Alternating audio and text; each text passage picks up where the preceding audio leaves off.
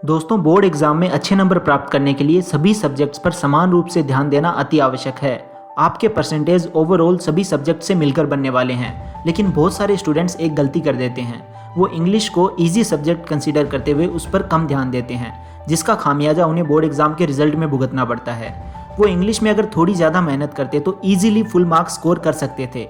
English एक ऐसा subject है जिसमें फुल मार्क्स स्कोर करना बहुत ही आसान है, बशर्ते आप राइट डायरेक्शन में प्रॉपर माइंडसेट के साथ पढ़ाई करें। आप 1 घंटा इंग्लिश पढ़ो या 3 घंटे साइंस पढ़ो, बात बराबर है। आप 1 घंटे इंग्लिश पढ़ के साइंस से भी ज़्यादा नंबर इंग्लिश में स्कोर कर सकते हो।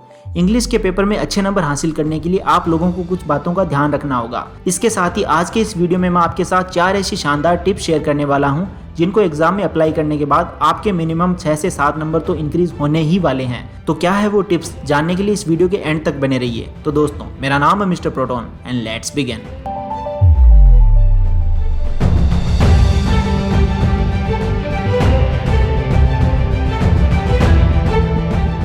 दोस्तों, सबसे पहले हम ये जान लेते हैं कि इंग्लिश के एग्जाम में मेनली मुख्य तौर पर आपके नंबर एग्जामिनर के द्वारा किस जगह पर काटे जा सकते हैं।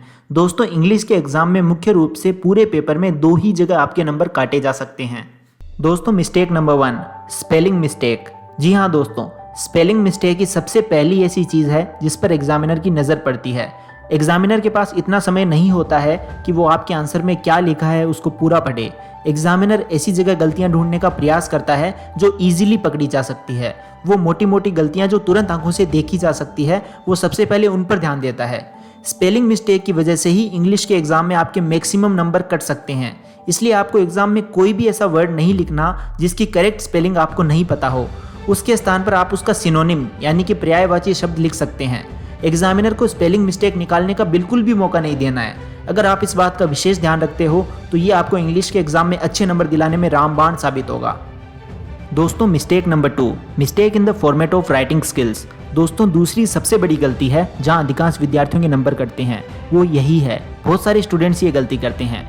मान लो कि आपको एग्जाम में लेटर लिखने के लिए या फिर नोटिस लिखने के लिए कहा गया, लेकिन आपको लेटर या नोटिस लिखने का फॉर्मेट ही नहीं मालूम, तो फिर आपके नंबर ज़रूर कटेंगे। आपको यही नहीं मालूम कि लेटर में सेंडर्स एड्रेस और रिसीवर्स एड्रेस और डेट कहाँ पर लिखते हैं और डेट किस तरह से लिखी जाती है। ये बेसिक जानकारियां अगर आपको नहीं मालूम तो एग्जामिनर आपके मार्क्स निश्चित तौर पर काटेगा।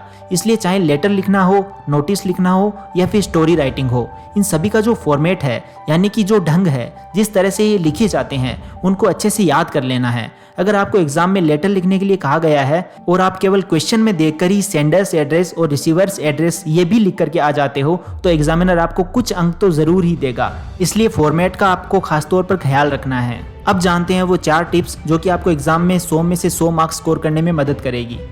दोस्तों, tip number 1, right the answer in lower word limit. दोस्तों, अक्सर आपने देखा होगा कि इंग्लिश के पेपर में जब भी कोई क्वेश्चन दिया जाता है तो उसमें लिख दिया जाता है कि इस क्वेश्चन का आंसर आपको 50 to 70 वर्ड्स में देना है। अब बहुत सारे स्टूडेंट्स इस वर्ड लिमिट को क्रॉस कर जाते हैं, जिसके 2 सबसे बड़े नुकसान होते हैं। पहला, आपका समय बर्बाद होता है।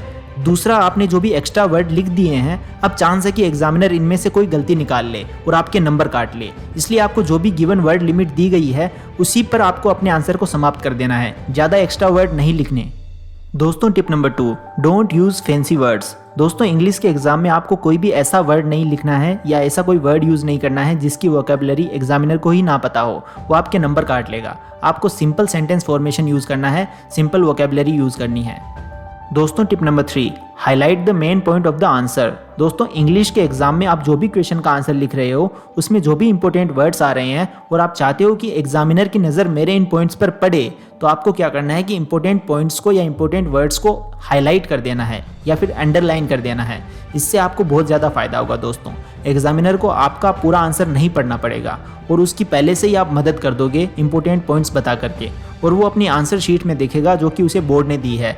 और अगर आपका पॉइंट जो आपने अंडरलाइन किया है वो उसकी आंसर शीट से मैच कर गया तो वो आपको तुरंत नंबर दे देगा।